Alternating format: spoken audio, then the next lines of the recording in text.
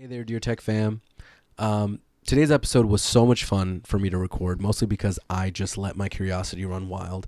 I sat down with Bryan Clayton. He is the co founder and CEO of GreenPal. GreenPal can be thought of as the Uber for lawn care. Essentially, it's a platform where people with lawns who want lawn care are able to connect with lawn care professionals. And he set it up so that the lawn care professionals who are very good at what they do, who might not have the business expertise or the marketing expertise, are able to build their business much more easily than without this app. And on the other side of things, for people who have lawns that want lawn care professionals, it sets up a place where there is accountability and there are benefits of being consistent. And so, as someone who has a lawn who wants lawn care, all you want is some consistency and someone who does a job really well. And as a business owner, you would love your business to grow the easiest way possible, the quickest way possible. And this app allows for both of those things. But the most interesting thing for me about GreenPal is the story behind it, right? Bryan, before GreenPal, he actually went from mowing lawns in his neighborhood to building a landscaping company that did over $10 million a year and had over 150 employees, right? He took that business, then he decides to sell the business, and then he decides to start an app, right? He goes from blue collar to tech, which I thought was so cool. And hijinks occur, things go wrong, things happen, and then Bryan decides, you know what, I'm going to build this app myself. He teaches himself how to code, right? And then he bootstraps the app from zero, 300,000 plus users with no outside funding. It is such an interesting story. It's such a real testament to just guts and determination. And it was such a fun conversation. And then, GreenPal has been featured on Forbes, Entrepreneur, Fast Company, and TechCrunch, right? So this is a very fast growing app. They've grown a lot, and there's yet to grow so much more. At the end of the day, I think for me, it's so interesting because it's really both sides of the spectrum. He goes from blue collar to tech and the transitions, and we talk about leadership, and we talk about growth, and we talk about, what are some things that non-technical founders get wrong. We talk about fun stories of how he got his first 500 lawn pros from Craigslist. I think this episode was, again, fun for me, but there's so many nuggets there to learn from, and it's so inspiring. If you want to learn more about Bryan and GreenPal, you can go to yourgreenpal.com. That's yourgreenpal.com to learn more. But for now, let's get into it.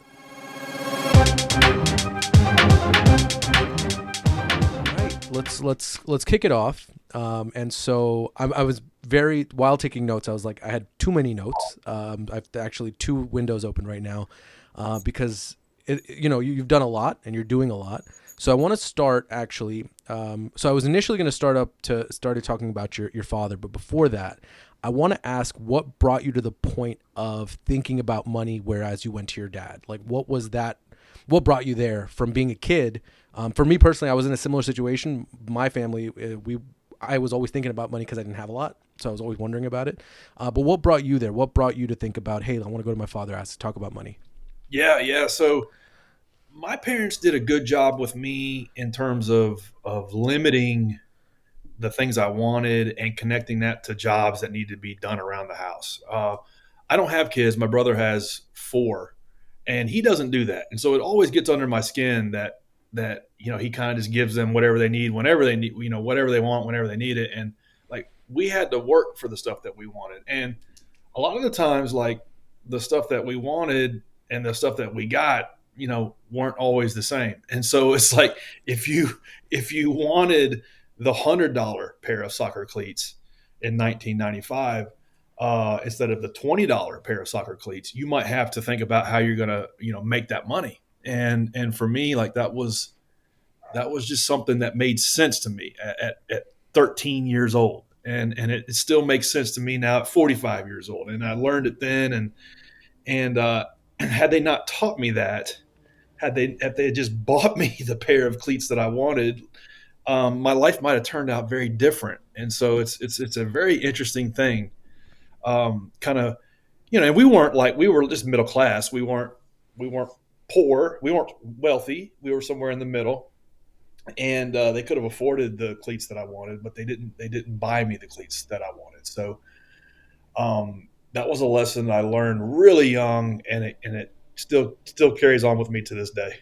And that's what led me to wanting to make as much cash as I could as a teenager, because I wanted didn't want to have to ask my parents for money.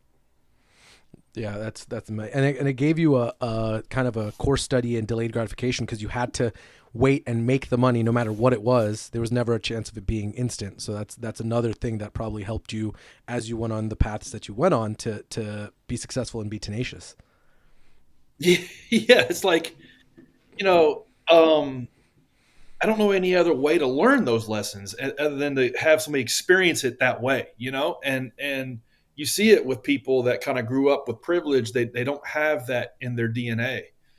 And then you see it particularly in the United States with immigrants, that any, immigrants just beat the pants off of most people that grew up in comfort in the United States, because they have to, they come from a place where they had to hustle. And so it's like you see this time and time and time again. And I was lucky to have that kind of in like some small way kind of baked into my childhood.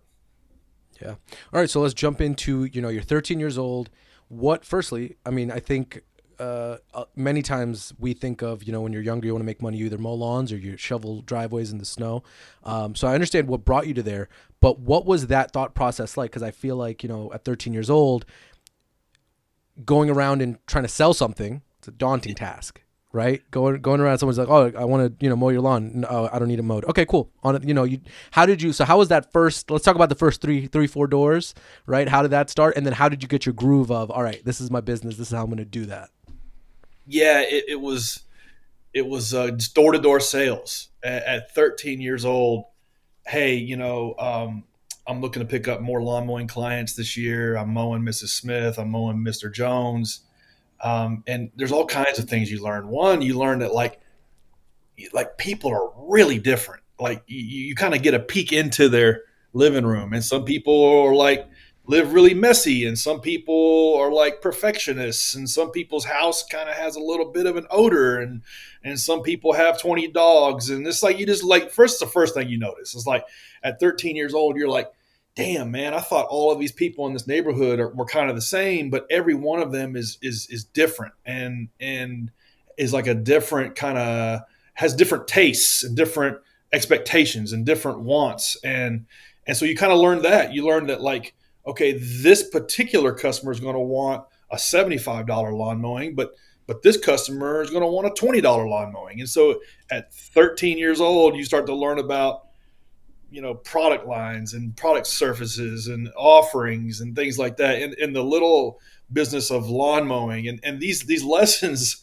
apply to pretty much all business, and so that's one of the cool things about that type of business, any kind of services business, is that you can learn like 80% of what goes into pretty much all businesses. And so that's one thing I was learning at a young age, going door to door selling, the services that I offered. And then you also learn that the people living in the $1 million houses are not much different than you.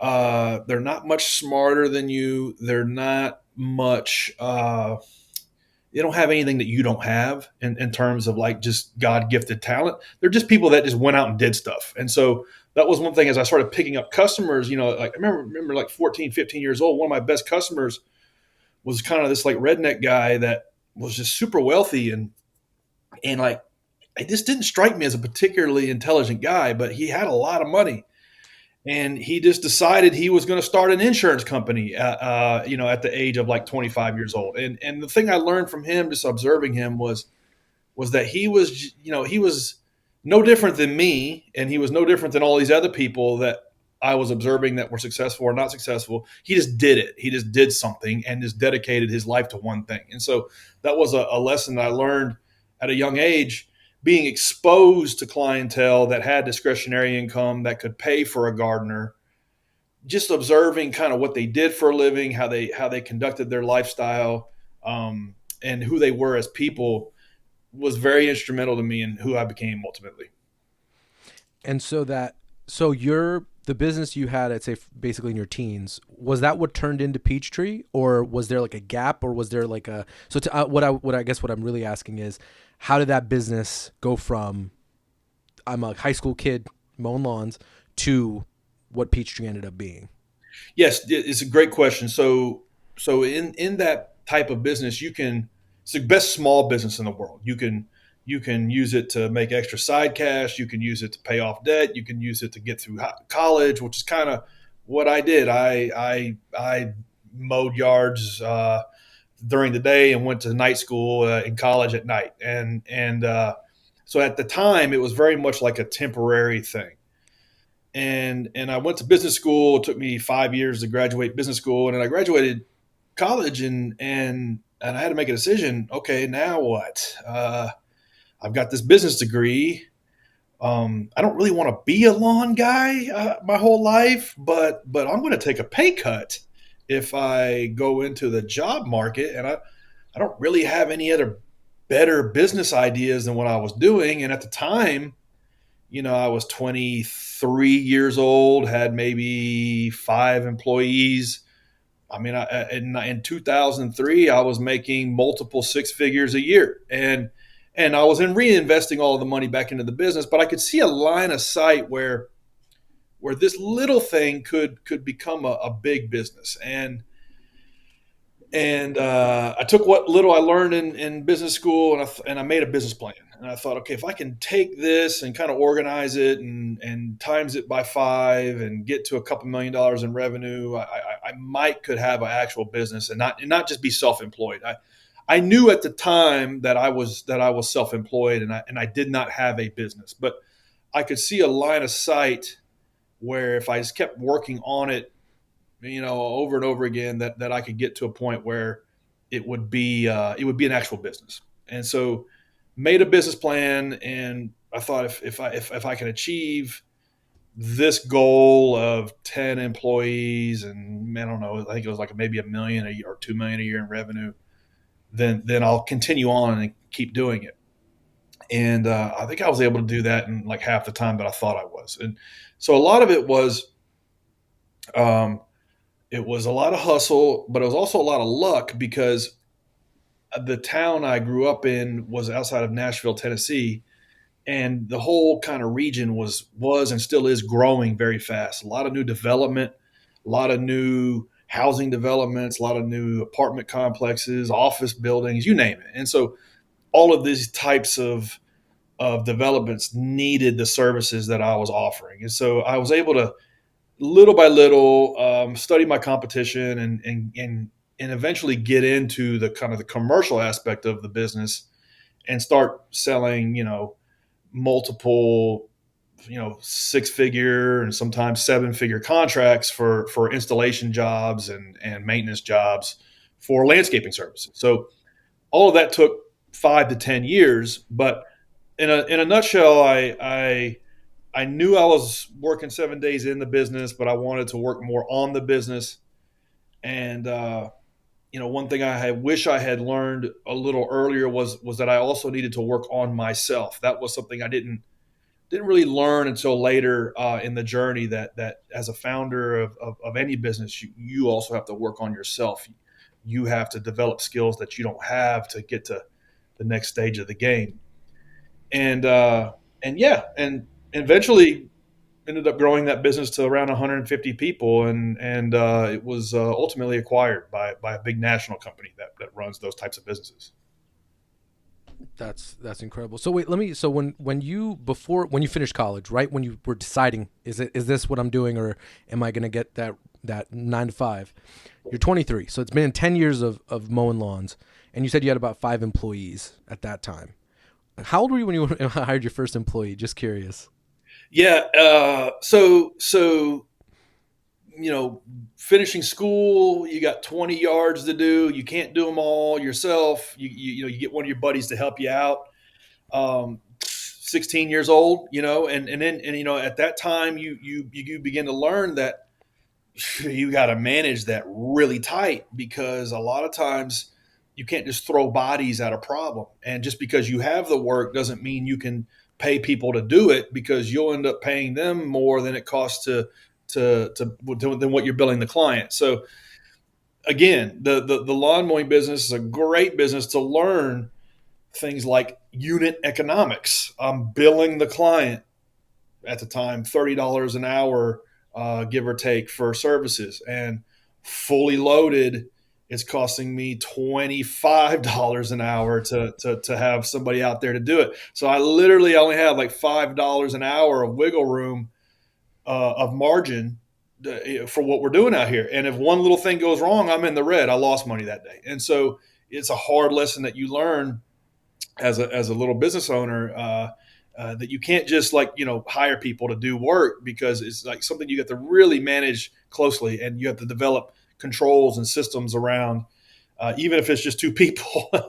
And so, learn that lesson. And then, by the time I graduated school, I probably had, two or three full-time people, and then two or three part-time people.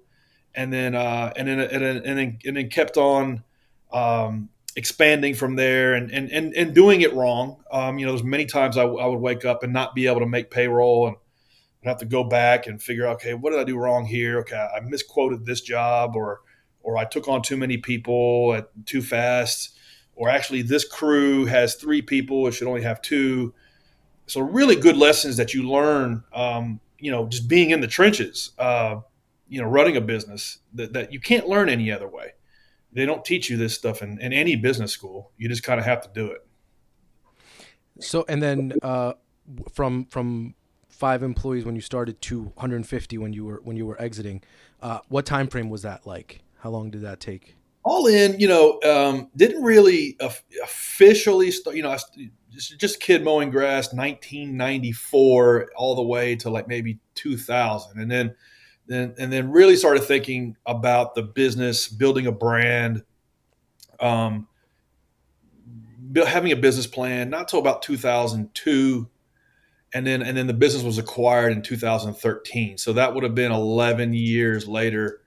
So give or take, the journey was 10 to 15 years, because I kind of started on second base, when I officially started the business. And I did not start the business with the intention of selling it. That was kind of, a notion that came into my head, I guess, year 10 or 11, that it was time for me to explore the next thing in my life. I had kind of plateaued from a personal development standpoint. If you're throwing everything you've got into a small business, you as the founder evolve into a whole new person every year or two. And that's one of the fulfilling things about it. That's one of the rewarding things about it, that you don't realize is happening until you kind of look backwards. And that kind of plateaued for me, and I became discontent running the company. And so I decided one day, okay, I'm going to explore selling this business. And it took 2 years. It took 2 years to get the business, to a point where it could be purchased. And then the weird thing was, once I had kind of taken the business back down to the studs and rebuilt it, I kind of fell in love with it all over again. And I almost didn't want to sell it. It was kind of weird. But by that time, we were too far along in the process. But it was kind of like the final chapter of that journey of my life. Yeah, I think they call that graduation goggles, right? When you're about to move on from something, you look back and you're like, "Oh, that's such a great time," Yeah, um, totally, you know. All right, totally. so with and so what I want to really know about, because you said you got discontent right before, like 2 years before, when you were looking around to sell it. When you're 25, 26, 27, and you're doing this business, and you're talking about how you want to go from self-employed to running a business, we know you're working hours, right? You're working more than anyone else of your peers who are working 9 to 5s, because you're working 7 days a week. You're working probably more than 8 hours a day, just because you're either doing the business or you're working on it mentally. You ever think in those first formative years, after graduating college and actually getting to being a business, that like, maybe this wasn't what I wanted to do. Maybe I want to be able to go out and just, drink on a Friday night rather than have to worry about the business plan, worry about the next week, stuff like that. Did that ever hit in the earlier years? Yeah, it's a really good question. So, um, there's a lot of trade-offs with going a traditional path of working a career somewhere versus starting a business. And I guess I could see that I was making investments in something that eventually would grow to be big. And so that was reassuring to me because there were many times when there were employees of mine that they took home more money than I did. And so there was a lot of times when I would always only pay myself like 20 grand a year. A lot of years where I would just reinvest every dime back into the business.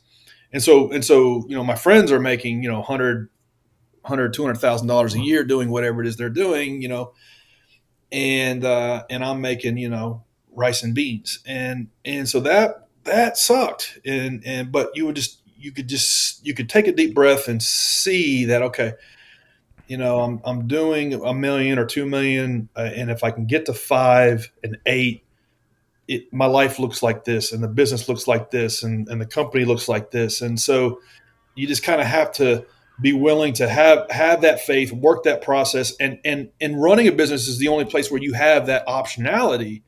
You can't do that working a job somewhere else. You can't take your paycheck, reinvest it in like equipment or tools for your job at your job and make more money. It's just the upside's capped. And so, like, to me, that made it just made sense to me. So there was never a moment where I was just like, oh yeah, I think I'm going to quit doing this because it sucks so bad, and I'm just going to go get a job somewhere. I never really felt like that, but I did feel like, man, this does suck. This is not fun. I'm always stressed. I'm working 7 days a week. It's organized chaos every day.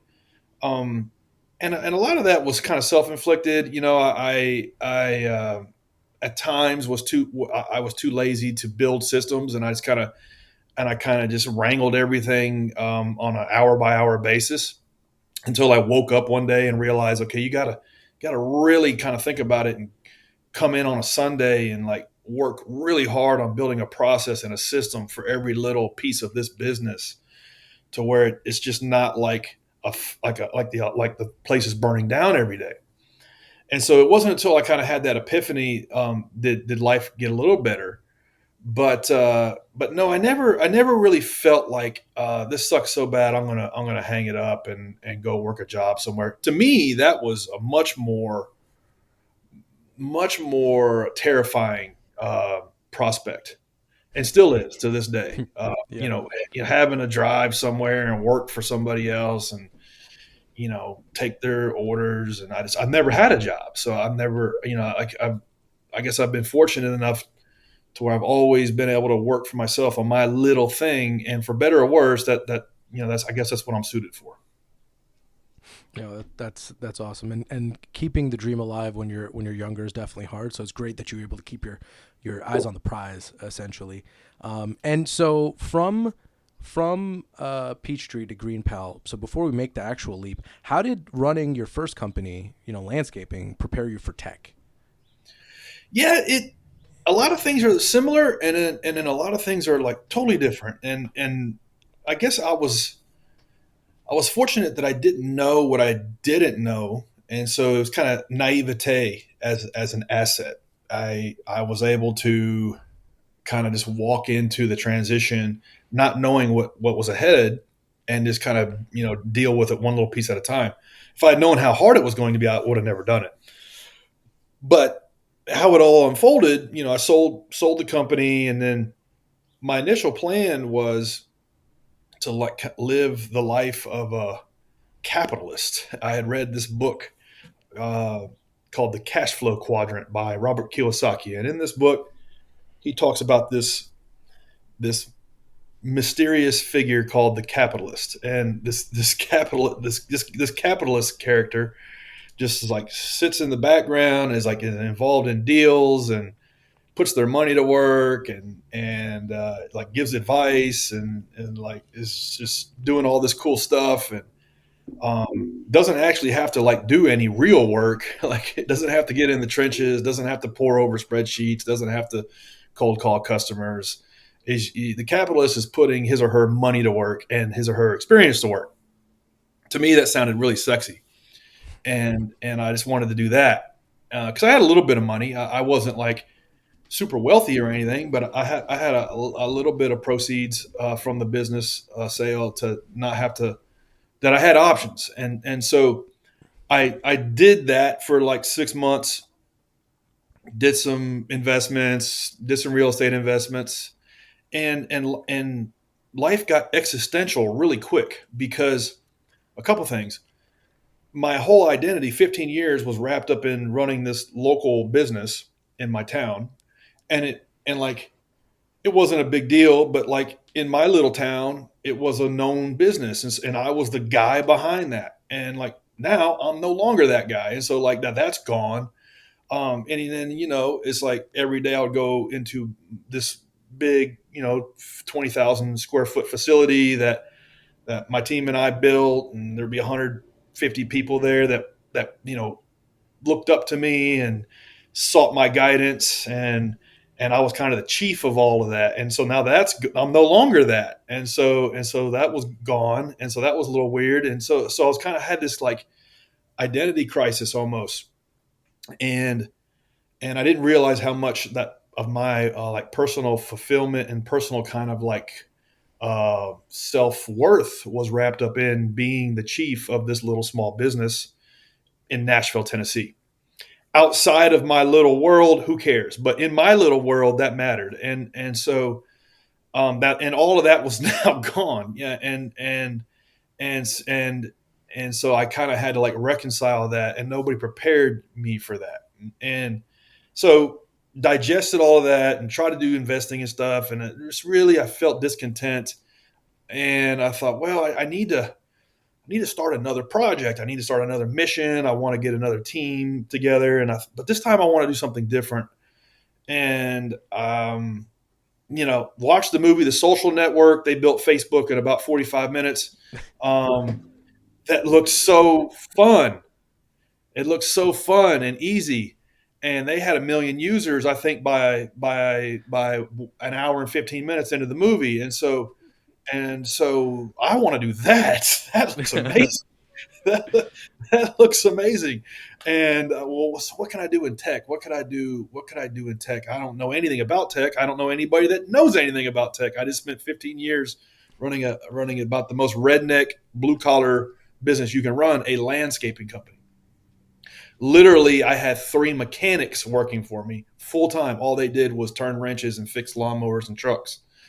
It doesn't get more blue collar than that. And for some reason, I thought that I could play in the tech world. And I remember the first thing I did was I booked a ticket to TechCrunch in San Francisco. It was TechCrunch is like a little. They have a little. I don't know if they still have it. It's like a little conference they put on every year, and go to this conference, and I had heard about this Uber thing, but it was the first time I had ever taken an Uber, and this was in 2012. So this was during kind of like the transition, and so of selling the company, and I remember riding in an Uber for the first time, and pushing a button on my phone, and a car showing up, and getting in the car, and then just leaving when you got done, not having to pay cash. And I just thought that was magical. And it was very clear to me that that was the future of how a lot of things are going to happen. About how you're going to get a lot of things done.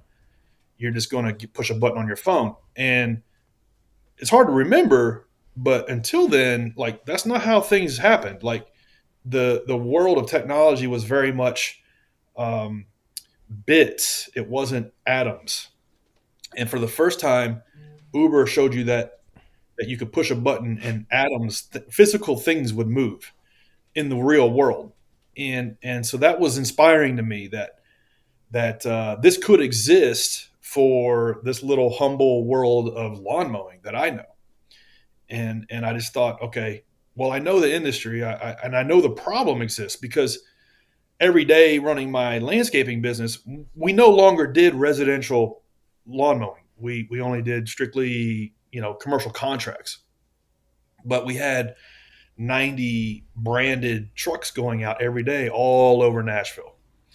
And so people would see our trucks, and they would call the number on the side of the truck thinking that we did residential services. So they would call it. And so we would get 20 or 30 phone calls a day, sometimes more, 50. hey, will you come mow my yard for me? And we would have to tell these people that we don't do lawn mowing for residences, but here is a list of names and phone numbers of small operators that do. And in effect, we were kind of like this little connector service, just trying to help people out, help small service providers, help people in the public.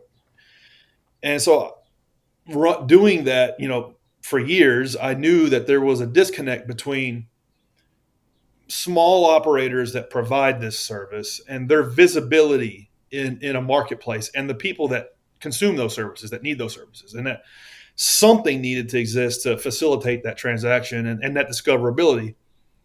And then Uber proved it to me that it could happen, it could be done. And that was for the first time, you had mobile, you had the bandwidth, you had the adoption, everybody was using screens, a lot of things were happening at the same time. So it was just compelling enough to me, and I was at a place in my life that I wanted to kind of burn the boats and go all in on another idea. There was something inside me that was yearning for that, and I told two friends about the idea, and they had corporate jobs at Dell Computer, and both of them said, well, I'll quit my job and work on this project with you. And so that's what we did. And so the three of us started the company, whiteboarded out what we thought the app should look like, paid a development shop to build the first version of the app, and that was a total disaster, wasted all of our money and all of our time doing that. And then had to teach ourselves how to build software, how to design software, how to literally code software. And it only took 2 or 3 years, but we got a good version of the app in the marketplace in Nashville, Tennessee, with a few hundred people using it. And now, fast forward today, GreenPal is the nation's largest network of lawn care services. So anywhere in the United States, you can download GreenPal, pop your address in. Lawn mowing services nearby you will compete for your lawn mowing, and you can hire them right through the app. Around 300,000 people use it every week for lawn mowing. That's incredible. So did you? So I love the idea of Uber reinforcing the idea of what's happening with tech and moving from bits to atoms. That's incredible. So did you go to TechCrunch with kind of that idea in mind, or is it something that evolved that weekend after the Uber? Was it something that you were kind of ruminating with beforehand? Um, Pre TechCrunch, no, nothing. Post TechCrunch, I know what I'm going to spend the next 10 years of my life on. Literally, that's what happened. If And you it didn't go wasn't to if you didn't go to TechCrunch, or if you didn't decide that you want to look at tech, right? Because this is right, again outside of your field of vision. You're right, blue collar. You're in this world you built for yourself, right. and you decide I want to look at tech. Just that's it. That's so phenomenal that Yeah. Which, by the way, um, this was has a friend ever told you of a concert they saw in the '90s that every great band was at? That's what this TechCrunch was. This was 2012, and I mean, looking back, I was 10 feet from Mark Zuckerberg on stage right after the IPO, talking about the IPO. Jack Dorsey gave a keynote. Travis Kalanick of Uber was on stage. And then the list goes on of about 50 other of the most iconic people in tech were at that event. I mean, it was inspiring to me. It opened up my perception of what was possible. Just being in San Francisco at the time, and then in using Uber, like Uber didn't come to Nashville for maybe another 4 years, and huh, so um, being exposed to all of those things, because just growing up in Nashville, I wasn't exposed to that. I was exposed to a lot of other things that were really helpful for my development and who I was and who I became to be, but not tech. And so just kind of just buying a ticket to San Fran, going to that conference just to check it out, changed my life. Now I don't want to over index on like networking as a way to network your way to success, because a lot of people do like get confused about that. A lot of people start a business and then they don't like grind on the business. They go to all of this like these like networking events, and they believe like they'll just network their way to success and somebody will put them on. And that's not that's not been my experience. um, but going to that conference and just being exposed to people operating at that level and that environment did inspire me that I could also do it. It was almost like going doing door to door sales, selling lawn mowing, realizing the people that lived in the $1 million houses were no different than me. Being at that conference, these people actually were smarter than me. So that analogy does not, but it exposed me to people that thought differently, that thought bigger, that had ideas that of the future that did not exist yet, and that were bringing those to life. It really changed my way of looking at things at a time when I was in search of my next thing. So it was very much like serendipity. Well, thank goodness that the Social Network movie made it look easy, because you said, right, if you knew what you're getting yourself into, you probably wouldn't have. And I think a lot of people that reach these heights of success, it's a lot of work to get there, and like doing it over again, you're like, well, maybe there's another path to it rather than having to grind as hard as I did, or like you said. So, and something I want to get into is like, I don't want to sink all of this money into building an app and it didn't work out. Totally. And then which, by saying which, tell me about that decision to. So did you hire an agency? Did you, like, what was that initial, before you decided to learn how to code, which I want to get into as well? How did you lose that money? And like, was that just trying to throw money at a problem, which honestly sometimes it does work, sometimes it doesn't? What was that first process like? Yeah, it was a big mistake, and I don't know that anybody could have talked me out of it. I think it was just something it was a mistake that I had to make to then do it the right way. And so ideally, you get, when you're starting a new tech product, you get what Paul Graham calls a hacker and a hustler. You get, Steve Jobs and Steve Wozniak. You get somebody who knows the business, who's a sales oriented, maybe a product visionary business person, maybe also has some technical acumen. And then you get somebody who hacked into the school's website when they were 11 years old and changed their grades.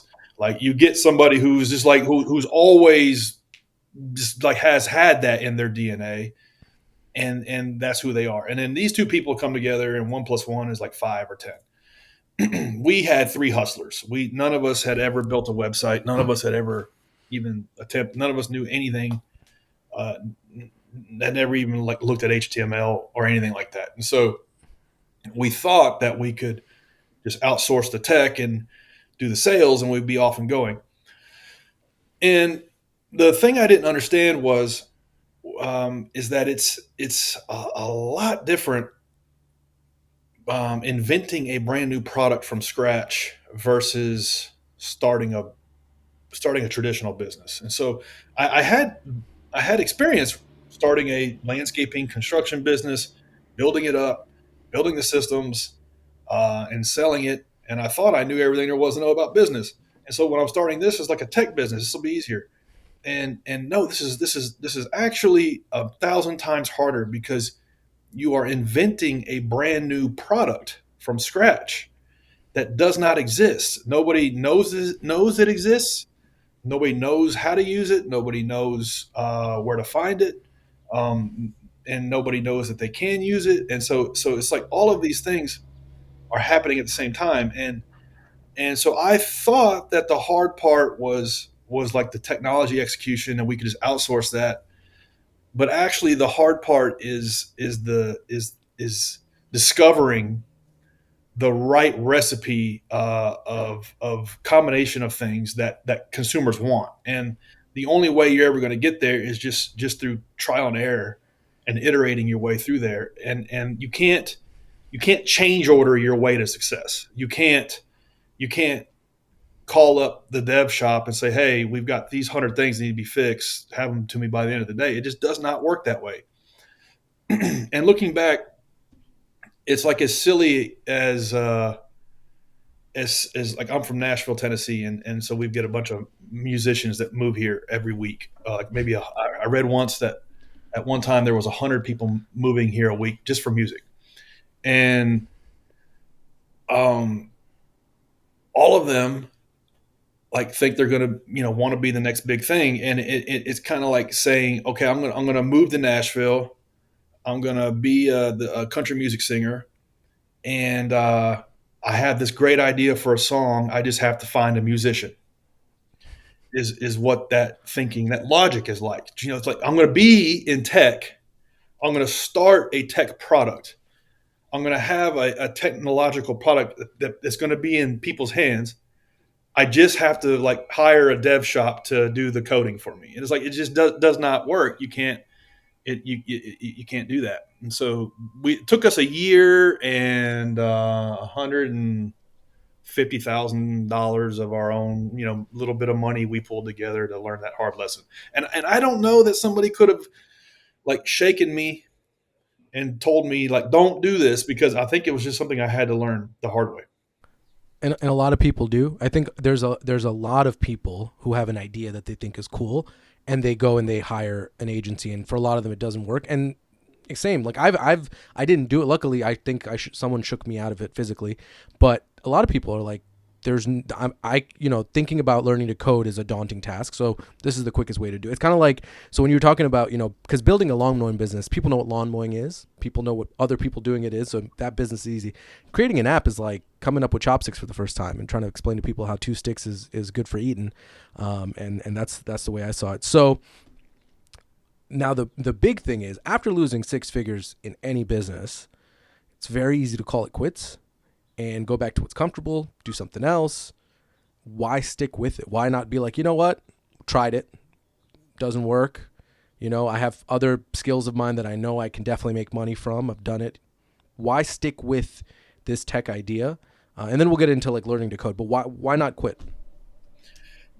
Yeah, you know, in many instances, quitting is the best thing, because if there's no there, quit, give up, go do something else, because the last thing you want to do is just waste 5 or 10 years of your life on something that's not working. And so that was something that I was cognizant of, but at the same time, I had also made a decision personally, like in my personal life, that I was just going to work on my best idea as hard as I could, and whatever that was. And my best idea was, you should be able to push a button and get somebody to come take care of this chore for you. You should be able to push a button and somebody should come mow the yard.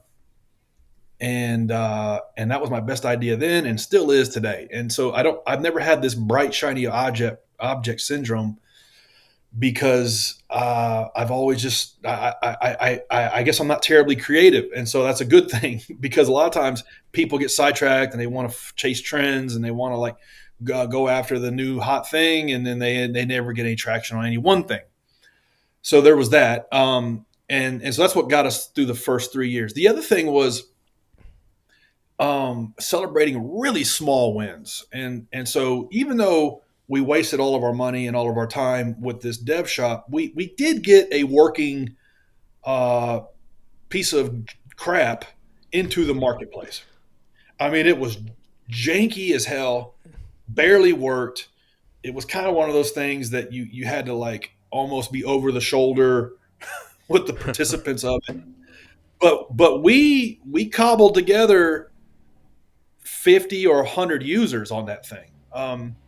By way of just passing out again, back to the old school. We passed out door hangers, flyers all over Nashville, just trying to get 100 people to use it. And this is And before QR codes, yeah? So this is like you telling them to yeah, go into the app store and type in the name and yeah, yeah, yeah, and a lot of it was Starbucks, sitting in the mall, door to door, any friends and family, any means necessary to get 100 people using it every week, because we needed that actual evidence of people using it. One is, to your point, validation this was actually a good idea, but also kind of steering us on the right path as to how the app needed to be built and what features it needed to have. And because there was a lot of assumptions that I had that were not correct. I was approaching the problem and solution from a contractor perspective and not from a consumer perspective. And so there was a lot of mistakes that we made with the first version. And so um, I knew if we could get 100 people to use the garbage app that we had just built, that ultimately, if we had one that really worked, we could get 1,000 people to use it. And then I knew if we could get 1,000 people to use it, we could get 10, and then 10 could turn into 100, and 100 could turn into 1,000,000. And so celebrating those really small wins is how we kind of like kept the momentum going and kept the validation that it was worth pouring our lives into this thing, because we at the time we were working 7 days a week, and my two co-founders had quit their jobs. And so me personally, I had a little exit under my belt. I was set for a comfortable middle class lifestyle for the rest of my life. So I knew no matter what, I was never going to have to pick up a weed eater ever again. And so that was good. So this time I could swing for the fences. But my two co-founders, I mean, it was $20 a day food budgets, sharing apartments, sleeping at the office type of thing, Um, so it was very much like a burn the boats type of thing for them as well, and so that was another thing that kind of kept us going, was that there was no going back. That this was it. We had to make this thing work. It's so amazing. So let's get into the fun part of learning to code. So you get this app janky. So y'all are doing a bunch of legwork, literal legwork, like you mentioned, out there getting people on this app. But then you decide that this app can be great if we actually build it ourselves. Yeah. Tell me about building code and going from, again, blue collar foundation, right? Building a business with your hands, literally, to learning how to code. As someone who has learned how to code and has tried to learn how to code more, that's not for me personally, right? So tell me about your experience in the beginning, learning curves, understanding coding, and then now, being the founder of this company in terms of like coding. Yes, it was one that my back was against the wall. My co-founder's back was against the wall. We had no other option. We did everything we could do but learn how to code, and it was okay. Either we're going to have to learn how to build software or quit. That's basically it. We're going to have to build ourselves out of this problem. And so we didn't want to quit, and so you just kind of like, you have your little circle of influence, and okay, what can I do? Well, I can learn this skill. I can learn this skill, and that will change. If I learn this skill, a year from today will look different than it does now, and that is in my control. And so I'm going to do that. And my co-founder uh, spent like 9 grand on his credit card that he didn't have to go to a software boot camp, and he learned Ruby on Rails programming, and learned how to spin up the environment, and learned how to get us going, how to get a project going, all from scratch. And the plan was not for me to learn how to code. The plan was for him just to tackle all of it, and then I was going to tackle all of the growth, all of the sales, all of the SEO, and then my third co-founder was going to tackle all of the PR, all of the design, things like that. So that was the plan. And about a month in, maybe 2 months in, he comes to me and he says, "Man, we're going to be 75 years old by the time I get all this done. Like there's just no way. There's just no way I can build the back end and the front end." And I said, "Well, what do you think?" He goes, "Man, like I don't have time to learn all of the front end stuff. I'm going to focus on all of the back end, all of the server side stuff, how to get the project going. But somebody has to work on the front end. Somebody has to build like the interface that consumers use." And I said, "How hard is that?" He goes, "Well, honestly, of the two, it's the easier. So, for what it's worth." And I said, "Okay." Well, I said, let me tackle. I said, "Well, let me tackle that." So I just went to YouTube University and started learning everything I could about HTML, CSS, JavaScript, and Angular, and and jQuery, and just trying to learn literally like hello world, uh, just like building basic little web pages, and then I started buying some premium courses and bought some courses on this thing called Envato Tux. That was pretty good. And then and then and then he would get to a point where he would say, okay, here's a PSD, and here's all of the endpoints and all of the, build this PSD. And so I would like spend a week to build like a horrible version of what the page would look like. But I just kept at it, just coding up what this thing should look like. Um, and after about a year, got to where I could do all the views. I could do all the views and responsive. I could tie them into the back end. I could do JavaScript pretty good, and enough to be the world's foremost most terrible front end developer, and enough to get something that the user could use that tied into what he was building. So it took a year, and then we got the whole project rebuilt. It was usable, and now we relaunched it, got our couple hundred users over to the new thing, and then we started buying a little bit of ads and getting people onto the new platform.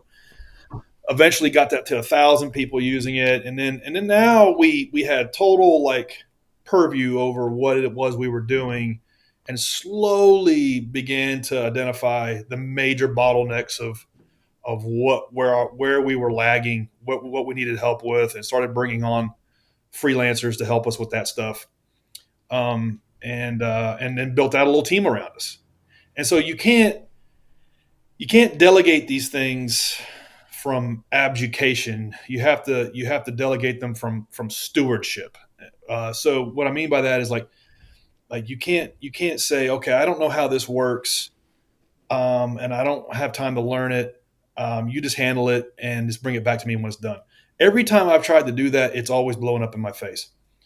It always needs to be from a standpoint of stewardship. So it's like, okay, this is what we do here. This is how we do it. This is what we want. This is how we expect it to work. This is how we gauge the quality of it. This is how long it should take. This is how we want it built, and we want it back by Friday. And stewardship delegation. And once we kind of changed the dynamic of where we were situated, we were able to build out a team around us. And a lot of people ask me this, if that lesson still holds true today with all of the like vibe coding and stuff. And I don't know. I think it might even be more important, because I think a lot of times if you don't know how any of this stuff works and you're just kind of like just putting mountains of code out there into the ether, it's going to get ugly really quick. So I don't know. I don't know the answer for sure, but at the time, 10 years or 15 years or 12 years ago, we certainly had to learn the hard way, and learn how to build this stuff from scratch. That's That's incredible. And so you built this, you learned it, and then you're talking about stewardship, with I think it's important in many facets of life, or at least having someone that feels some sort of, so the I think the new word for stewardship these days is building ownership with people who don't actually own it, which is what stewardship is. So the app that we see now, the app that's out there today, how close is that to what you initially, after you redid it yourself and then moved your people over? How close is that to what we're seeing today on the market? You know, so the first version that we paid the development shop, every line of code was scrapped, because Yeah. that guy was they had this guy that was a former Googler, at their uh, former Googler, build this thing. And like, I mean, he just had this thing wrapped up in so much of a mess of code. We just could not make sense of it. And it was in PHP, and we wanted to build it in Rails. And so we literally scratched every line of that. Um, so everything is built on the foundations of what we started building, 10, 12 years ago. That said, we're pushing new updates hourly. Our team now is around 40 people, and so we're always so the thing is always being rebuilt every give or take 6 months to 24 months for being updated, interfaces being updated, features being added.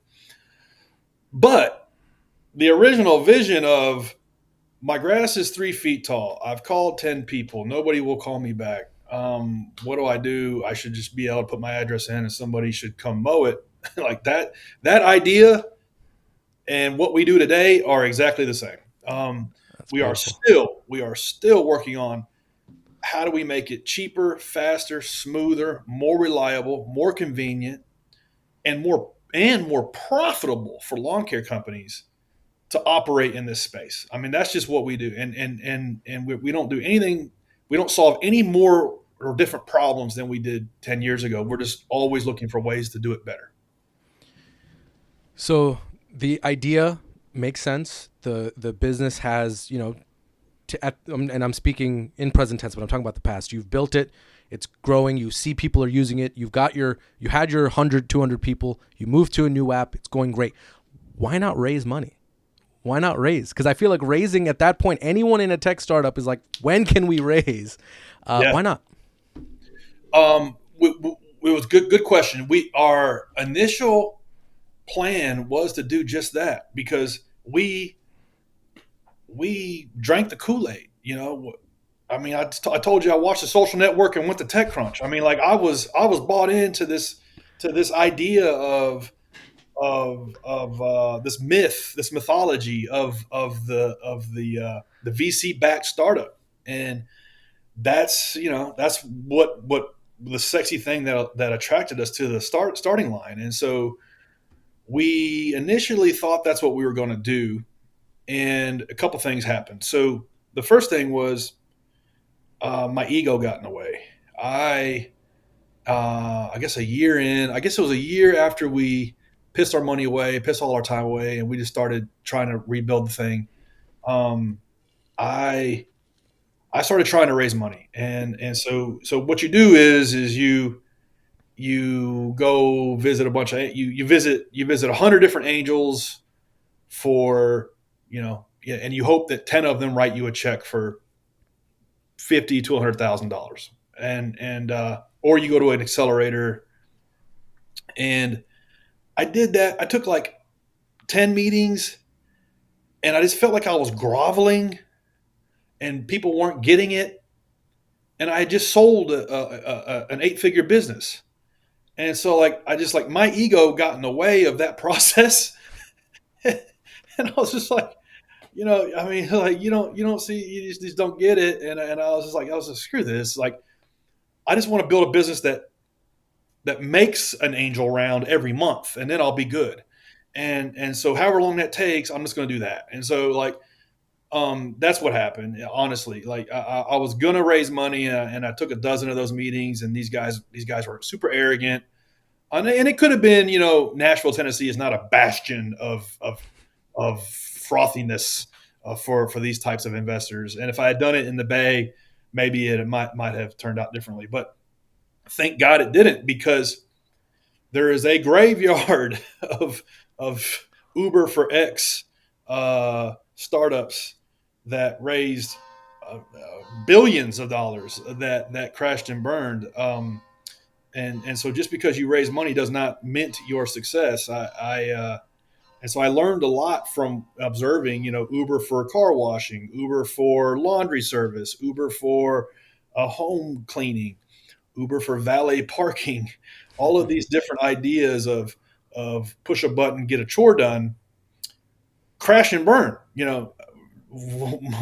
January raised $30 million, and by December they were out of business.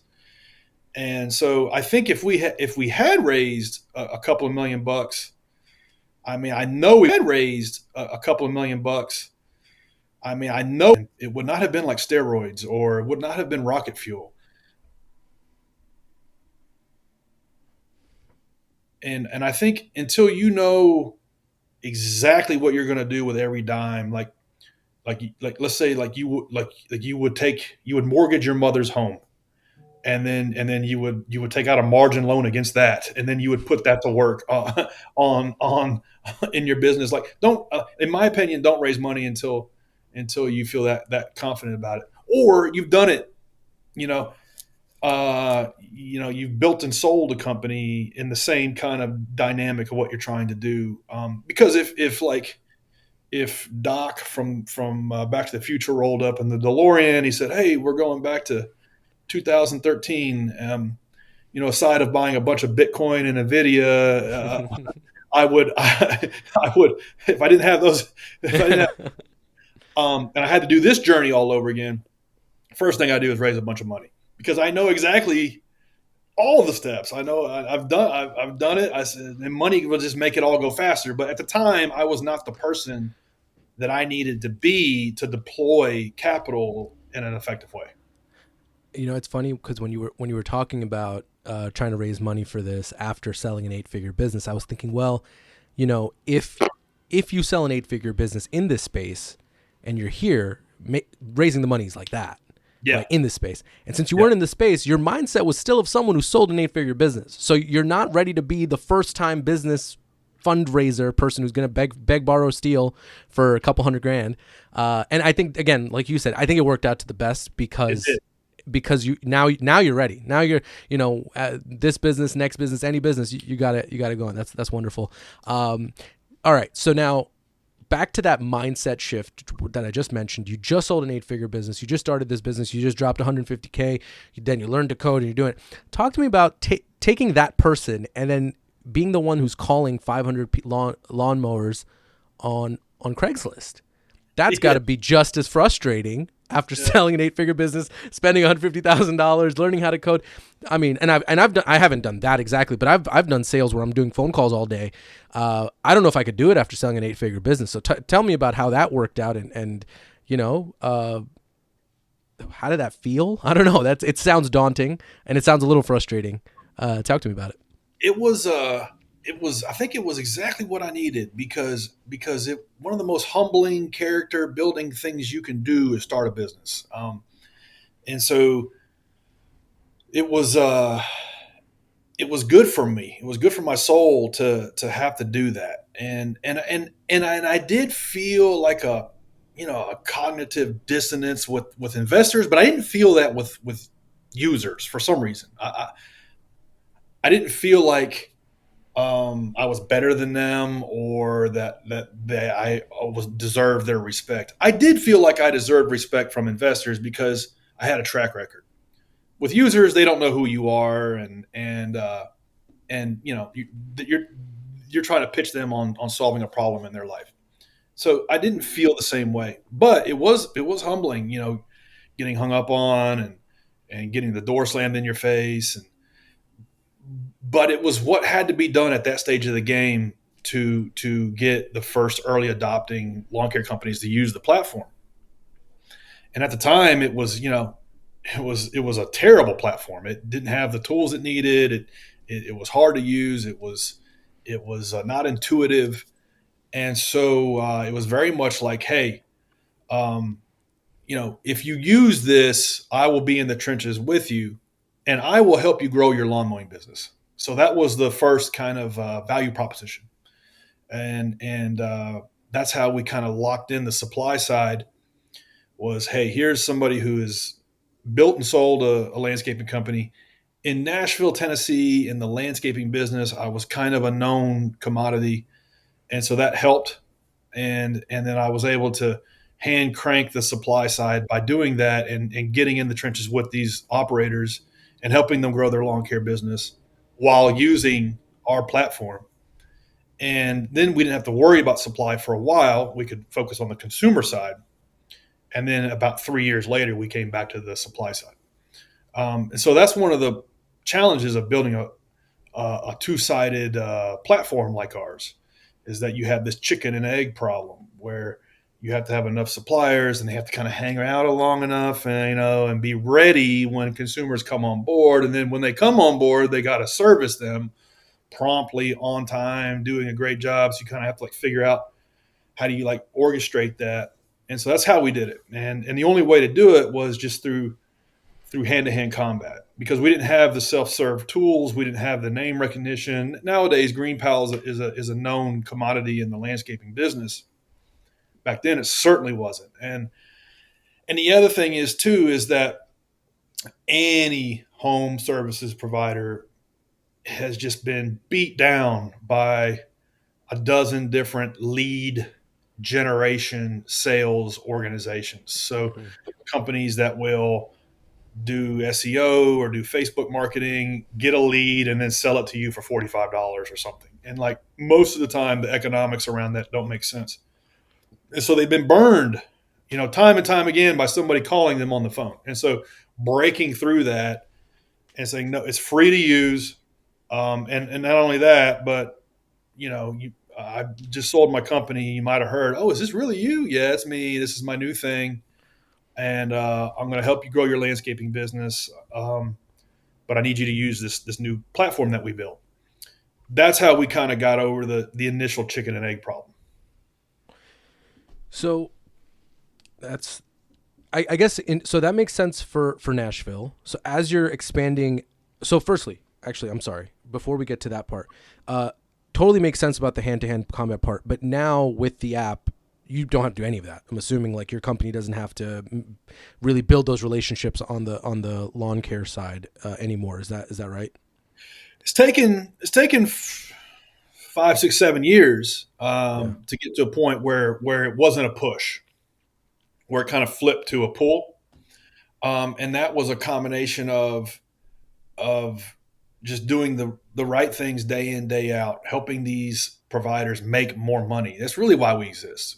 We offer a nice convenience to consumers, but helping somebody who's in this business make more money with less headache is why we exist. And so when we deliver on that, they tell their friends, they brag about it, they talk about it in Facebook groups, they talk about it on social media, and so took a lot of kind of developing that evidence for the to reach the tipping point. So nowadays we have a waiting list in most every city because we don't want too many providers on the network. And but it was very much a push in the early days trying to prove our worth. And at times if you aren't over delivering on that value proposition to service providers, then they won't use it, and then you don't have anything to offer consumers. And so we were always having to figure that out. And I feel like there's a chance, at least in the earlier days, for them to be a little threatened by the app. Be like, oh wait, my current customers might go to other people because of this, looking for a deal, selling the deal, whatever that is. How did you prevent them from being threatened by this app? Because a lot of at least from my experience, my parents have a lawn care specialist, and that's word of mouth. Right, that's how these businesses used to be built, and they loved it because if you're good at what you do, you let your work speak for itself, and that means your business will be big. When an app comes into play, it's not always not saying. I mean, again, people are good at what they do; it'll still work similarly, but apps kind of change that a little bit. There's a little bit of a tweak when it comes to those things. So, how did you keep these guys from feeling a little threatened by the app? Yeah, the thing about GreenPal, what it does is it modulates this experience where it holds every step of the way accountable to stay on track. And so what I mean by that is pros kind of have to use it in such a way to be successful on the platform, to make money, or they won't be successful. And what I mean, and so that means they're scored by the system if they show up on time, and so they get a reliability rating, and so they Joe's lawn service shows up 88% of the time, and that's alongside his price when he quotes your yard. Some pros love that.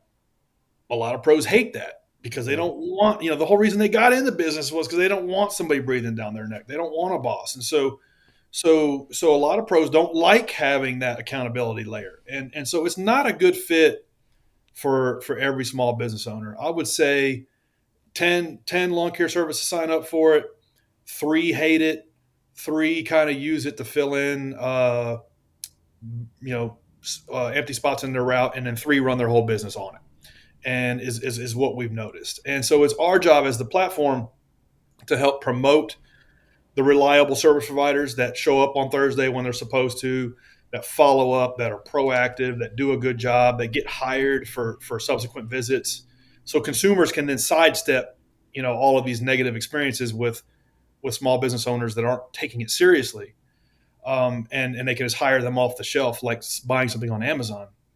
That's what that's what Green Pal is built to do. And so one thing we learned early on was when you're getting feedback, you have to realize it's like you don't have to. 10 out of 10 people don't have to love it. You just have to really like have a meaningful impact in like the lives of 3 out of 10 service providers. Now on the consumer side, 9.5 out of 10 have to love it. Yeah. If you're only making 3 out of 10 consumers happy, you don't have a business. But on the fulfillment side, 2 to 3 out of 10, if you can really make them happy, where they really want to like make your system their system of record, that's all you need. Mm-hmm. Because you don't need a 1-to-1 ratio. Like one service provider can service 50 consumers, and so Yep. that's a lesson that we learned early on. And so with that, now, you said it took, 5-6 years to go from being essentially a service for the service providers and help and working with them to now the app kind of handles it. Talk to me about going from, a market that very well, right? Nashville is something that you had your first business, second business. And then as you started moving out to other markets, I mean, I feel like it's every time it's a similar process of building relationships and helping them grow and things like that. So the first, 2, 3, 4 markets that you tried to break into, what was that process like? What were the setbacks there? And because now that it's outside of the app, right? It's boots on the ground work. So how did that go for y'all? It's one of those things you have no idea how to tackle it until you do your first one and your second, third, and fourth. And we thought when we first started that we were going to have to have a physical presence in every town, and that's what we tried to do. Our second market was Tampa, Florida, and the only reason we picked Tampa was because I had a buddy that lived there, and I knew I could sleep on his couch, and that was it. That was what informed our expansion strategy. I love that. And so that's what we did. And I know the inside of every single Starbucks in the Tampa Bay area because I sat down and interviewed hundreds of lawn care companies there, and met with many consumers there, and did over the shoulder usability tests with them there. So the first 2 or 3 markets I personally went to and kind of stood up, and then as time went on, I was taking notes like, how could I I think I do this lost you. remotely if I had to, and developed a Oh, slowly. I lost you for a second. I'm sorry. It timed out. So last thing I heard you say was the first 2 or 3 markets that I went to, and then you cut out. I'm sorry.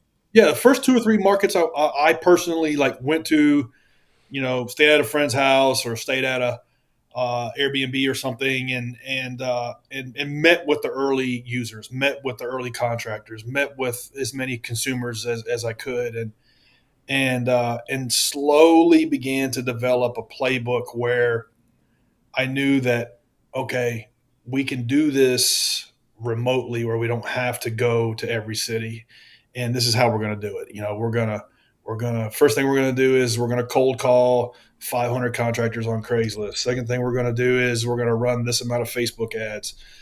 Third thing we're gonna do is we're going to create this amount of content around these contractors. Fourth thing we're gonna do is reach out to every journalist in TV, radio, newspaper, blogger in within a 30-mile radius of the place, and we're going to get as many local earned media hits as we can to point links to the local content. Okay, then we're going to have a launch day, and then so it's like that's like 6 things. That list ended up becoming like 50 things, and so we would just run that list in person in the early days, and then I think by the 6th market we got to where we did not have to do it in physically, and then we went from launching a new city every 3 to 6 months to one a month to one a week to one a day, and now we're in 300 some odd little towns all over the United States. Ultimately, want to go to Canada, UK, Australia. That's coming, but we just still have a little bit of more growth to do the United States first. Wow. All right. And then, so, okay, I have a note here, and I think I know what. So it says, what went wrong with your first product is that just to come back to that. So that was the $150,000 sink, right? Well, Or did something that's else happen? one. One thing we screwed up with the first product, and this we didn't really understand this until we started like meeting with consumers that were trying out GreenPal was we thought that they just wanted the cheapest lawn mowing service that they could find because we built the system to be a competitive bid environment. So you put your address in, and then five lawn care services that use GreenPal bid for your lawn, and then you can hire the one you want. And from a contractor's perspective, which is what I was coming to the starting block with, I thought they would want to hire the cheapest one. And what we came to find out after meeting with these people that were trying out GreenPal at their kitchen counter, at Starbucks, and so on, was that they didn't want the cheapest. They just wanted somebody to show up on Tuesday when they were supposed to show up on Tuesday. And they wanted somebody to call them back when they were supposed to call them back. And the real problem that we were solving was the case of the disappearing lawn guy. Where's he been? My grass is 4 feet, 14 inches tall, and he's not returning my voicemails. Now I got to go find another lawn guy. And so that's the problem that we were solving. That's why they used us. That's why they saw our flyer. Maybe they read a page of content that we wrote about a lawn care service that was using GreenPal, and they took a chance on this product they had never heard of, that had no reviews, because they were desperate, because four other lawn people stood them up and they were just going to try this thing. And the problem we were solving was the reliability of lawn care services and the speed, not necessarily the price. Price needed to be in market, but the speed and reliability was the problem. It's funny you mentioned the case of the disappearing lawn guy, because so my parents luckily have had a lawn person forever and they're awesome. But my best friend's sister, I remember visiting their house, and I went there I think 2 times in a row, and each time it was the same story, but with a different lawn care professional. Whereas like it disappeared on me, and I went back for the next year. I was like, wait, didn't that happen last time? I was like, yeah, the new guy also disappeared. So it's I'm sure that everyone is very glad that you've created this system.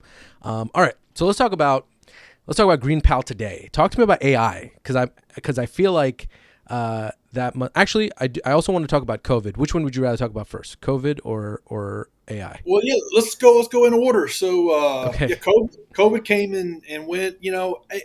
I was scared to death when it happened. I thought that because I had lived through the 2008 financial crisis Mm-hmm. and running my landscaping business through the 2008 financial crisis was a living hell. Yeah, my payroll at the time was like 200 grand a week, and it was like somebody took a water faucet and just turned it off. Nobody was spending any money. Nobody.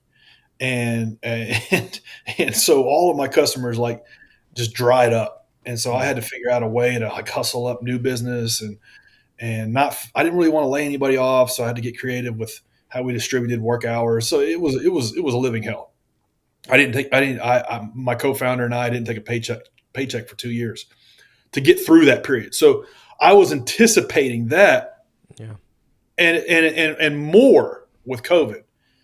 But they did something different this time. They fired up the printing press and they printed up $8 trillion Yeah. and paid everybody to sit at home for 2 years. For good or for bad, that made the experience as a small business owner different this time around. So COVID didn't destroy our business. It didn't help our business. We didn't do any PPP stuff. Our customers, from my perspective, didn't spend any more or less money. There was some weird anomalies where people were at home, and so some people did mow their yard more. Um, but really, it did not affect us much, which I'll take that all day long because there was a lot of businesses that it just Yeah. eviscerated because they just for just from for bad luck were in the crosshairs of COVID. And so um, thank God we were not. And so we were kind of on the sidelines. The grass was still growing, and somebody needed to mow it. What it taught me was that this business is pretty resilient, and that people don't want to mow their own yard, and that it's always going to grow, and that the least sexy the business you're in, a lot of times, can make it more durable. And so for us, it's kind of one of those things that just has to be dealt with, and so it has to happen. And so we didn't see a whole lot of speed bumps. Yeah, you say least sexy. You have your own app. I mean, that's as sexy as it gets today. Still, I mean, I understand the business end of it is lawn care, but I mean, which you're right, right? Everyone says if you want a business that'll last forever, get a laundromat. Do landscaping, do something that people don't want to actually worry about in their own brain, and they want to hire someone else. But hey, you have the app, which is the sexiest thing. All right, so let's jump into AI. AI is, I mean, I'll be honest. When I started this podcast, a part of me was like, I wonder how long I can go without talking about AI. It's not a thing because AI is turning into this thing that's in everything, even if you don't know it's in everything. So, how is Green Pal working with AI? How is AI, helping you match? What talk to me? Yeah, AI is for us, helps us make sense of unstructured data. And so all of the mess of exhaust that our platform puts out, we're able to make better sense of it. And so what I mean by that is internally, we can now try to diagnose, because we don't have one business. We've got 300 businesses. Every little city is its own network.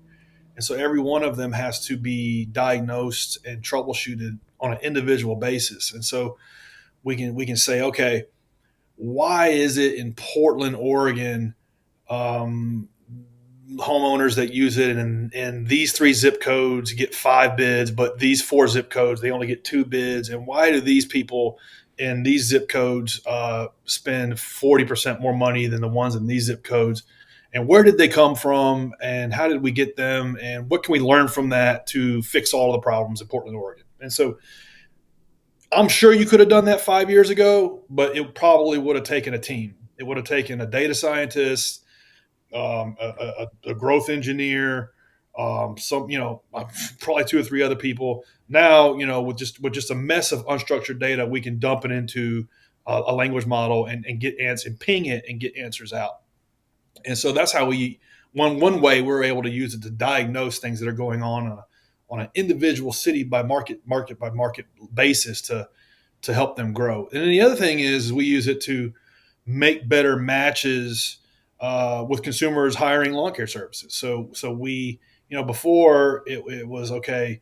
These are the five lawn care services that responded the fastest, and you can read their reviews. You can see how often they show up on time. You can see how often they get hired for subsequent lawn mowings, and you can make your best informed decision. But now with AI, we're able to quickly generate a recommendation based on the five quotes that you've got, in terms of, okay, of these five, we have crunched the data and we feel like this is your best combination of price and value. This is the one we recommend. Now you hire who you want, because we're not your lawn mowing service. We're just a platform that helps you get connected with one. But we're able to crunch the numbers in real time and give you a better recommendation than we could before. Now, these things were probably, possible before. Our company is self-funded, and so we don't have a full-time team working on these individual products within our product. Mm-hmm. These things were highly complex. Now they're being kind of abstracted away to where smaller tech companies like ours can now execute at the same level that an Uber does. And so that's really, really, really exciting. It's going to be interesting to see, how the next 3 to 5 years plays out. It's every week it's getting better and better. Yeah, it makes it a lot cheaper, so you can throw in a lot more things in there. When did you incorporate AI for the first time? March of 2023, we started using it on the content side Okay. for describing the individual services that, we have 30,000 lawn care services that use the platform. And so helping describe what these lawn care services do and what makes Sure. them different and what makes them unique in their town and their city. We have a whole content team that does that. We started using when ChatGPT 4 came out is when it or 3.5 was when it became usable. That's when we Mhm. started incorporating it. We didn't want to go like crazy with it, but we started using it. And then probably a year after that is when we started using it internally with our growth team, trying to figure out, okay, how do we unstick some of these markets that aren't humming like some of these other ones, Mhm. and using kind of the data that we're laying in that we've never been able to kind of leverage before. Now we have this like incredible superpower with AI. It's like you have a data scientist that went to MIT sitting right next to you, and all he or she wants to do is just make you happy and answer any question that you have. Yeah. Use it. Like so, it was about a year ago we started using that. Awesome. And all right, so let's talk about the competition in the sense that what makes GreenPal better than Angie's List, Thumbtack, TaskRabbit? Um, why go to GreenPal? I mean, it's kind of self-explanatory, but I'll let you take it away. Yeah, if you need a lawn mowing service or you need to get this chore done, you've got a couple different ways you can tackle it. You can ask friends and family for recommendations. That's how most people do it. Yep. But you don't really know if you're getting the best price in the marketplace. You don't really know if you're getting the best value. And so you're kind of like just hoping that it works out. And sometimes it does, sometimes it doesn't. Maybe you might go to Google or Facebook and search for some, and then you'll get Thumbtack, Angie's List, Home Advisor, um, a couple of other kind of like horizontal platforms that offer this service for everything. But you still kind of have to poll these people. You still kind of need to call them or email them or message them, get a price, check their availability, negotiate, and then hire them, and then hope they show up, and then you got to pay them, and maybe you send them a Venmo or so. A lot of these things are still offline and still kind of hand cranked on your behalf. And then if they don't show up, then you got to repeat that whole process. With GreenPal, it's an end to end, one place you go, you put your address in, you get five. You don't have to do anything else. You get 5 quotes. You hire the one you want to work with. They show up on Thursday. Your payment is billed after they do the job, and then if you like what they did, you just push a button and they come every week or every 2 weeks. So it's built for one thing, and it doesn't do all these other things. And it's the only solution where you can just push a button, get it done, not even have to make a phone call, and not have to worry about it anymore. Those other services are great for other things. If you're trying to put in a swimming pool or get your house repainted, they're really good for that. But for this specific thing, needs to need a basic lawn mowing service. This is the best service, and GreenPal is the easiest way to get that done. Absolutely. And so you mentioned about going in and meeting with the service providers and the score that they get and the time rating and all that stuff. That's wonderful. But when you're doing this, when you're getting new providers on the app, how do you vet them? How do we know that the customer experience is going to be great, even before they're on the app, and then after they're on the app? Besides the scoring sheet, what do y'all do? Yeah, so for a provider to come onto the network, they have to prove out a few things, basic stuff, equipment, social security number, banking, their viable banking history, that they're a real person, just basic stuff. Then after that, they're kind of in like I guess you could say a audition period. So the first 2 or 3 jobs that they're hired for, they have to show up on time and get a 5-star rating. If they don't, they're cut. So that screens out a lot of service providers. They don't get through that. They don't show up on time, or they don't get a good rating. And if they don't, they get expelled from the system. Then beyond that, they're moved up to another phase where they're scored on their reliability, the showing up on the days they're supposed to for their customers, and then also are they getting booked for second, third, and fourth visits because the lawn grows every week. Somebody's got to do it, and we use those metrics plus a bunch of other metrics to figure out, okay, these are the good ones. These are the service providers that are taking this business seriously. These are the ones that are not so good. We're going to promote these ones and demote these ones and expel these. And it's a constant kind of reinforcing flywheel that's always surfacing the best lawn care services for consumers, so they don't have to go through this experience of the disappearing lawn guy. Because the thing is, nobody teaches anybody how to run a small business. Mhm. And so so the lawn mowing business has very low barriers to entry. And so so who teaches them? Customers. And customers teach them through complaining and through firing and through voicemails and nasty emails and nasty text messages. That's who teaches small business owners. Mhm. And so it's kind of our platform's job to kind of be a coach in their pocket, and help them grow their business.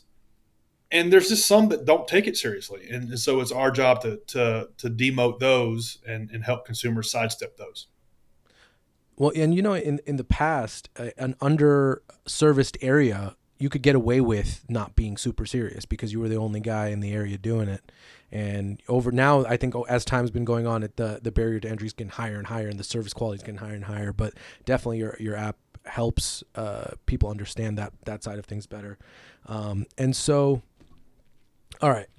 So now I'm gonna pull out your sage wisdom when it comes to starting a tech company as initially as a non-technical founder. So let's, and we went through some of this, but let's condense it down for the non-technical founder who wants to own a tech company.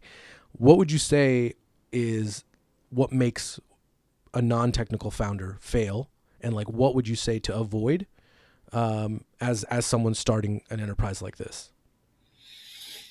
Yeah. So, what makes a non-technical founder fail, in my opinion, is thinking that you're just going to outsource all the tech. So you have to bring some of that in house. Whether it's your Steve Wozniak, you gotta somebody's got to be in the trenches with you to execute that. If you don't have that, it's going to be really hard. There are examples of companies that have reached scale that have done that, but there's for everyone there's 100 or 1,000 that have failed. So that's the first thing. um, the second thing is understanding that you're not starting a company, you're inventing a new product. You're inventing something brand new that does not exist, and so you don't really know what that's ultimately going to look like. And so the only way to get there is just through thousands, literally thousands of tweaks. And the only way to make those tweaks is to massage the tech, and to have somebody. And it ain't just talking to a vibe coding window. Like somebody's got to have like purview over how the tech stack and how this whole thing works. And maybe one day we'll get to a point where none of that matters, but today we're not there yet. And so you really do have to know how these things work in order to be in this game. Now, if you're a tech enabled business, let's say you got I don't know, you got a laundromat and you want to create the best, slickest way to reserve a laundry machine online for your laundromat, you can pay an IT company to do that. But if you're trying to build a marketplace that helps you find the best laundromats nearby you, that are the cheapest, that don't have anybody at them right now, all this dynamic stuff, you gotta be in the tech. You gotta be in the trenches. So that's the biggest mistake is thinking that you're just going to outsource it and change order your way to success. It doesn't work that way. Sounds like you already have your second business idea or third business idea ready in laundromats. Never in a million years. Well, it kind of piggybacks. So I was gonna say, what would you do differently if you're not with this particular business, but when you're doing this again, if you're doing this again in a similar ish business, what are you doing differently besides raising money? Because you mentioned that you're ready Yeah, to you can raise now. I would. If I ever did another one, which I don't think I would, I'm 45, and this stuff is a young man's game. This is just too hard. It's your relationships are going to suffer. Um, your health is going to suffer. It's just too hard in the early days. The first 5 years are like pushing a rope up a mountain. So I don't think I would start another one again. I might start another business again, but I don't think I would try to invent a new technology product again. But um, if I was crazy and I did, I would look for businesses. And let's say after let's say I had my second win under my belt, so maybe I had some more resources. I would look for businesses that only had tech risk, where if I just nailed the tech, if you build it, they will come. Mm-hmm. So 99% of startups, if you build it, they will not come. So it's not just building it; you also have to distribute it, get it in the hands of people. But let's say I don't know, man, like you had a magical product that that literally, if you nailed the tech, then you wouldn't have to worry about the distribution. I would look for those types of businesses if I ever was crazy enough to do another one, because Gotcha. because the sales and distribution and marketing stuff is hard and it's not fun. And the fun thing is the inventing of the product, and that's what the movie The Social Network was about. What they didn't show you in The Social Network was Chamath Palihapitiya and his team of six whiz kids, just pouring over the data and figuring out like the user psychology on how to get people addicted to that product, and why they weren't using it after X number of days, and like all of that grunt work had to be done, and like that stuff's not fun. So I would look for ideas that where you didn't have to do as much of that. Awesome. All right, discipline versus motivation. How did you show up when no one was watching? I made a decision. I had tried to quit. I had tried to stop, and so I kind of already tried to do that. I built and sold my first company, and so I tried to kind of hang it up. And so when I started GreenPal, it was kind of like, okay, this is my best idea. I'm just going to work on this as hard as I can until it works. And so that was like a binary decision. It was either that or nothing, and so that is what kept me going a lot of days where a lot of things weren't working. Was kind of like that binary decision of I'm just going to work on my best idea no matter what. And then that worked for me because a lot of people might have a lot better ideas, and so they might move from idea to idea, and that's dangerous too because then you never make any traction on any of them. But for me, what kept me going was just the decision that I was going to spend 10 years on this one idea, no matter how much it was not working. And that's the other thing. Like, don't start one of these things unless you're willing to give it a decade, because that's how much time a lot of them take. Well, so then this similar. Well, what you said kind of ties into what I'm about to ask too, which is if someone has an idea, like you said, this is the best idea they're going to have. They know it, and I have some friends that are like that. They've had the same idea for 3 years and like this will work, but they don't feel ready. What do you say to someone that feels that way? Yeah, it's like if you it's hard, man. Like you you personally don't feel ready, and so it's like, okay, you don't want to do the 7 days a week. You don't want to like tell your friends you can't see them. You don't want to like skip birthdays, and you don't want to make these sacrifices. Then listen to that, like, because you're gonna have to. Um, and so it's like if you don't feel ready to go all in and burn the boats, then don't do it. Like, listen to that voice, and do something else. Figure out another path that you do feel ready about.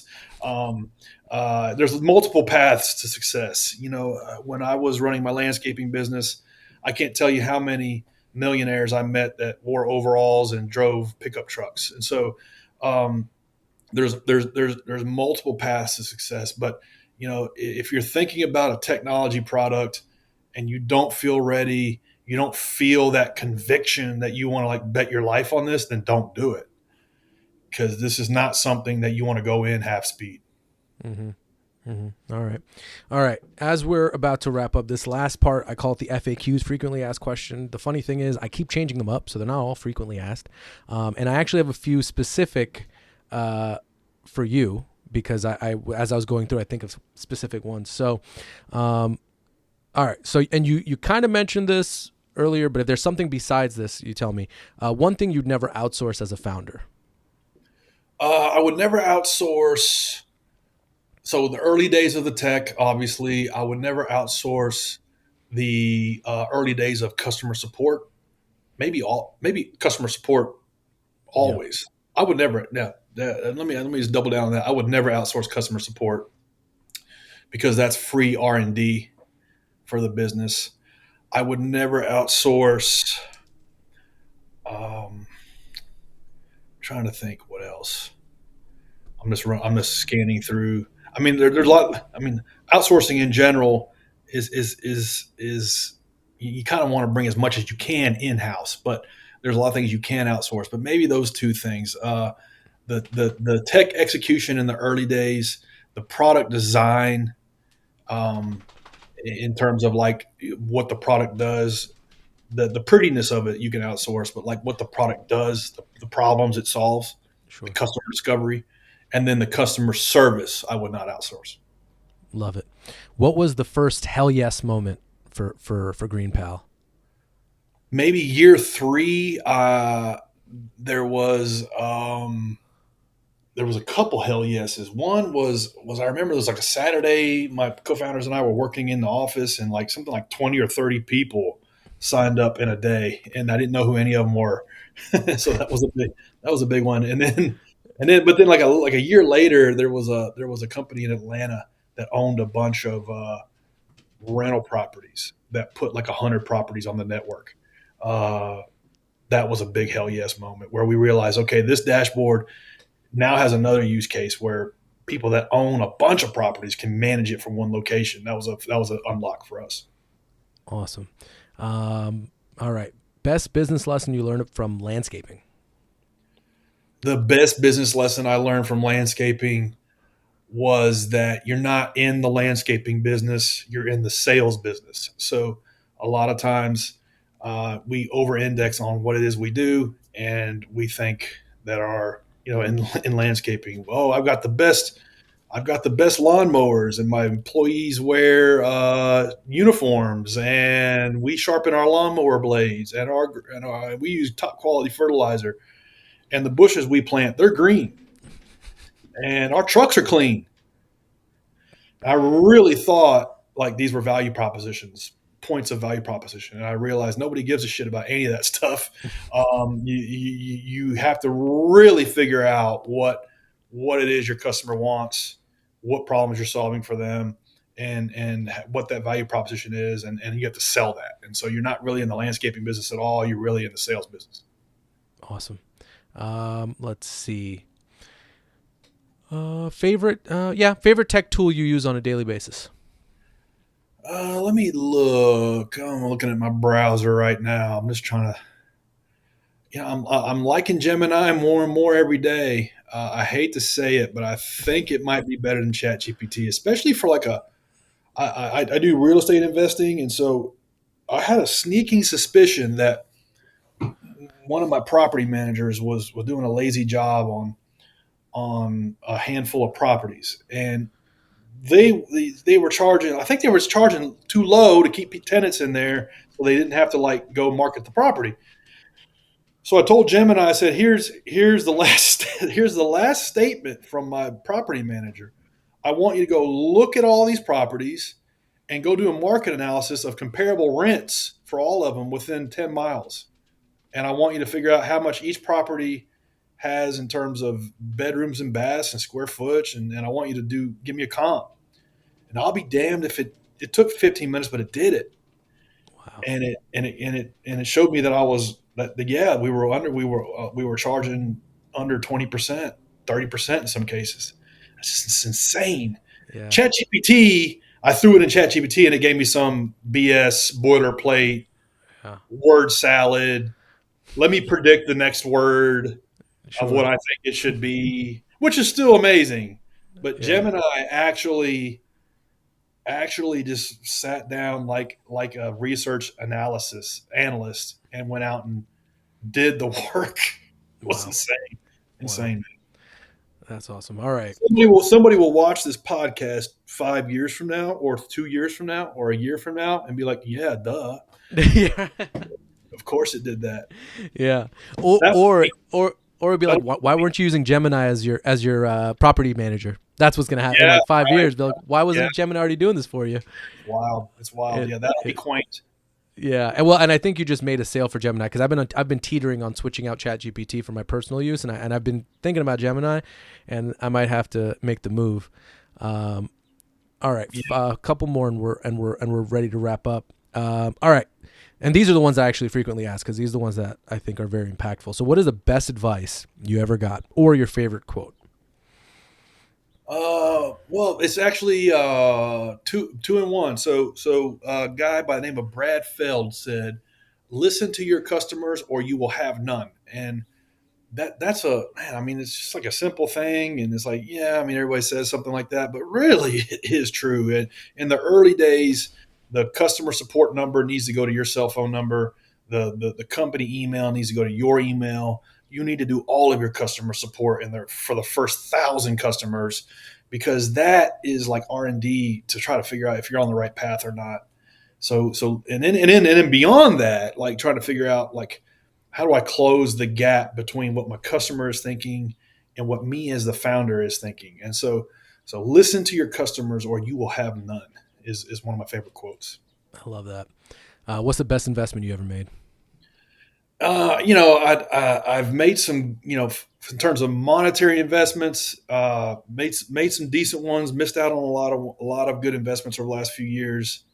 But the best investment I ever made was trying to fix the things that I suck at. So like a lot of times, my first kind of phase of my career, I'm not an accountant, so I'm going to go hire an accountant. I'm not a copywriter, so I'm going to go hire a copywriter. I'm not a designer, so I'm going to go hire a designer.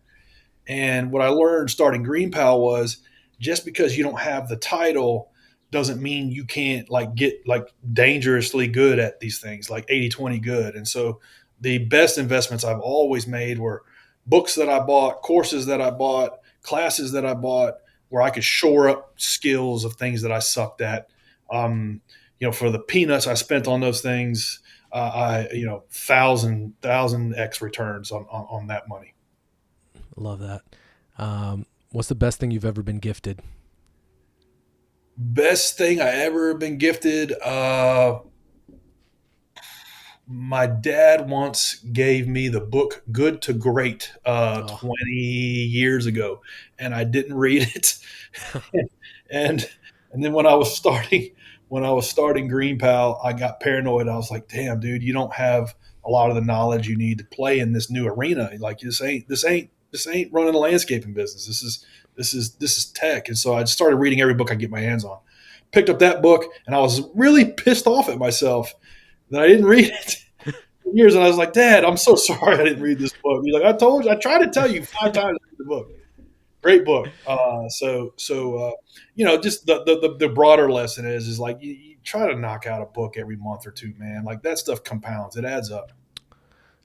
I love that. Absolutely. I did not read at all through school. Like I did everything I could have to not read.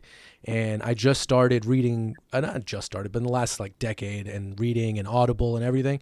And I'm like, I missed out, not just like on the self-help stuff, but just like good stories too. Like it's just missing out a bunch. So reading is wonderful. Totally.